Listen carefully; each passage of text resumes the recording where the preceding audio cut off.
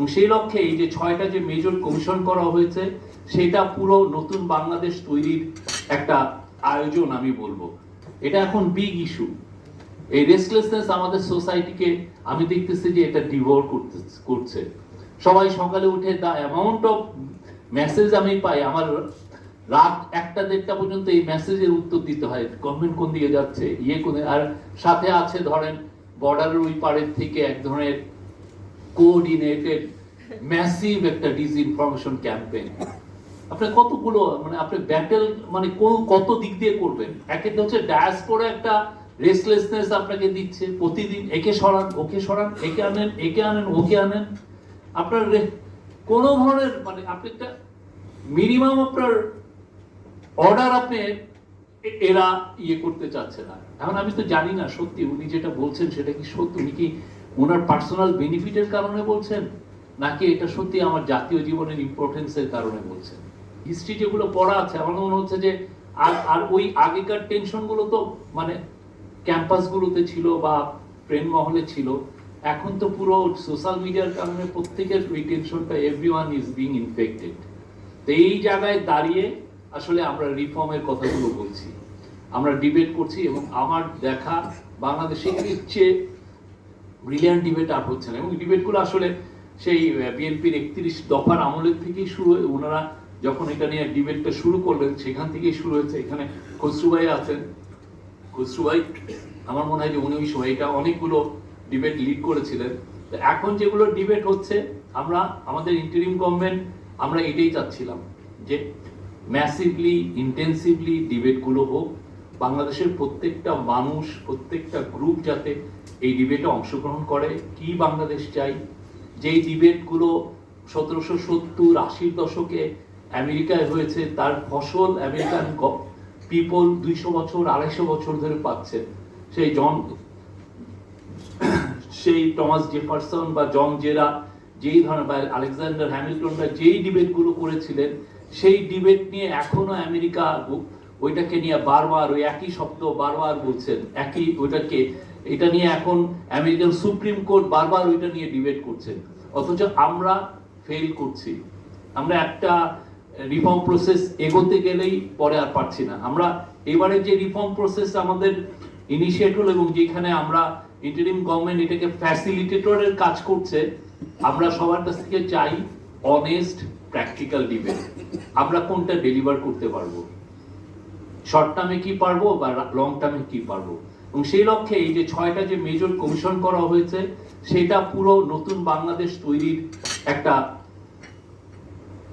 তৈরির একটা আয়োজন আমি বলবো। আপনি দেখেন জুডিশিয়ারির ক্ষেত্রে আমাদের বছরের পর বছর ক্রিমিনাল জাস্টিস সিস্টেমটা একটা ব্রোকেন একটা সিস্টেম। পুরো ক্রিমিনাল জাস্টিস, আমি একজনকে ক্রিমিনাল বানাচ্ছি আসলে তাকে টর্চার করে তার থেকে কনফেশন এক্সট্রাক্ট করে। আপনি প্রত্যেকটা 72 থেকে এই 2024 পর্যন্ত যতগুলো সিরিয়াস মামলা আছে, ক্রিমিনাল কেস আছে, প্রত্যেকটার আপনার ভার্ডিক্ট এসছে বা রেজাল্ট আসছে থ্রু সাম সর্ট অফ টর্চারের মাধ্যমে। কাউকে আমি টর্চার করে তার থেকে কনফেশনাল স্টেটমেন্ট দিয়েছি এবং সেই অনুযায়ী আমি আমার এটা একটা ম্যাসিভ ফেলিওর। আমাদের পুলিশ ব্যবস্থাতে একটা পুরোটা ইনভেস্টিগেশনটা আছে হচ্ছে আপনার কনফেশনের উপরে। আর কনফেশন করতে এমনও দেখা গেছে যে আপনি দুইজনকে মেরে বলে তুই এই মেয়েকে মেরেছিস, ওরা এত টর্চারের ফলে রাজিও হয়েছে হ্যাঁ আমরা ওকে মেরেছি। তারপরে ওদেরকে যখন ট্রায়ালের সেন্টেন্সিং আসলো তাদেরকে ডেথ সেন্টেন্স দেওয়া হলো। এটা 6 মাস পরে ডেথ সেন্টেন্সের 6 মাস পরে ওই মেয়ে এসে হাজির, অথচ তাদেরকে জোর করে বলানো হয়েছে যে এই মেয়ে। এবং এটা কিন্তু একটা না, সবগুলো দেখেন আপনি ইদানিংকার যতগুলো বড় বড় কেসগুলো দেখেন এগুলো নিয়েও তো ডিবেট হওয়া উচিত। আমরা কি আমাদের তো রুল অফ ল তো তৈরি করতে হয়। আমরা শুধু কনস্টিটিউশনাল ডিবেট গুলো করছি বা জুডিশিয়ারি ডিবেট গুলো, অন্যান্য ইলেকশন কমিশনের ডিবেট গুলো করছি, তো আমাদের পুলিশ ব্যবস্থা কি চাই? আমাকে যে ফ্রেমিং করা হচ্ছে বেশিরভাগ ক্ষেত্রেই তো আমাকে টর্চারের মাধ্যমে ফ্রেমিং করা হচ্ছে। এইগুলো তো আসে আমি পুলিশের ইনভেস্টিগেশনটা কতটুকু আমি বলতে পারি যে আমি বেটার একটা পুলিশ ইনভেস্টিগেশন হচ্ছে। তো আমরা এই জন্য যে 6টা কমিশনের কথা হয়েছে, আমরা আশা করছি ইজি পার্টটা যেটা সেটা শেষ হবে 31শে ডিসেম্বর। 31শে ডিসেম্বরের পরে আমরা সবাই মিলে ওইটা নিয়ে আমরা ডিবেট করব, সবাই মিলে আমরা ডিবেট করব। ওইটারই একটা আজকের আয়োজন এবং খুবই ফ্যান্টাস্টিক আয়োজন, এবং আমাদের তরফ থেকে আমরা যতটুকু ফ্যাসিলিটেশন করা উচিত এটা করব।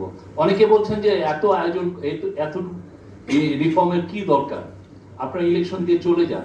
কিন্তু সত্যিকার অর্থে কি, আপনি যদি সারা বাংলাদেশটা ঘুরেন, আমি পুরো বাংলাদেশটা মোটামুটি আমার ঘোরা আছে, দেখবেন যে প্রতিটা ওয়ালে ওয়ালে রাষ্ট্র মেরামতের গল্প আছে, প্রতিটা ওয়ালে ওয়ালে লেখা আছে রাষ্ট্রটাকে মেরামত করতে হবে। আমরা যদি রাষ্ট্র মেরামতের কোনো আয়োজন না করে, কিছু না করে আমরা চলে যাই, আমাদেরকে এই জেনারেশন বলবে যে তোমরা